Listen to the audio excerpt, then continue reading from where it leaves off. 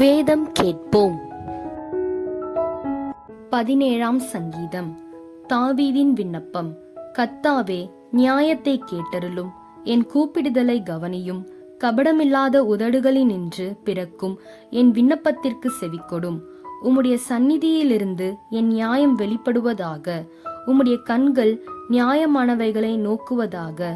நீர் என் இருதயத்தை பரிசோதித்து ராக்காலத்தில் அதை விசாரித்து என்னை புடமிட்டு பார்த்தும் ஒன்றும் காணாதிருக்கிறீர். என் வாய் மீறாதபடிக்கு தீர்மானம் பண்ணினேன்.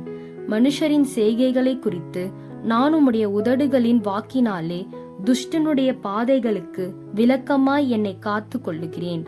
என் காலடிகள் வழுவாதபடிக்கு என் நடைகளை உமது வழிகளில் ஸ்திரப்படுத்தும். தேவனே, நான் உம்மை நோக்கி கெஞ்சுகிறேன், எனக்கு செவி கொடுக்கிறீர்.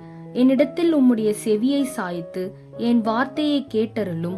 உம்மை நம்புகிறவர்களை அவர்களுக்கு விரோதமாய் எழும்புகிறவர்களினின்று உமது வலது கரத்தினால் தப்புவித்து இரட்சிக்கிறவரே, உம்முடைய அதிசயமான கிருபையை விளங்க பண்ணும். கண்மணியைப் போல என்னை காத்தருளும். என்னை ஒடுக்கிற துன்மார்க்கருக்கும் என்னை சூழ்ந்து கொள்ளுகிற என் பிராண பகைஞருக்கும் மறைவாக உம்முடைய செட்டைகளின் நிழலிலே என்னை காப்பாற்றும். அவர்கள் நினந்துண்ணி இருக்கிறார்கள், தங்கள் வாயினால் வீம்பு பேசுகிறார்கள். நாங்கள் செல்லும் பாதைகளில் இப்பொழுது எங்களை வளைந்து கொண்டார்கள். எங்களை தரையிலே தள்ளும்படி அவர்கள் கண்கள் எங்களை நோக்கி கொண்டிருக்கிறது. பீறுகிறதற்கு ஆவலுள்ள சிங்கத்துக்கும் மறைவிடங்களில் பதிவிருக்கிற பாலசிங்கத்துக்கும் ஒப்பாயிருக்கிறார்கள்.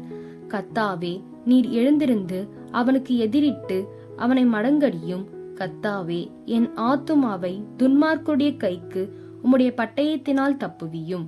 மனுஷருடைய கைக்கும் இம்மையில் தங்கள் பங்கை பெற்றிருக்கிற உலக மக்களின் கைக்கும் உம்முடைய கரத்தினால் என்னை தப்புவியும்.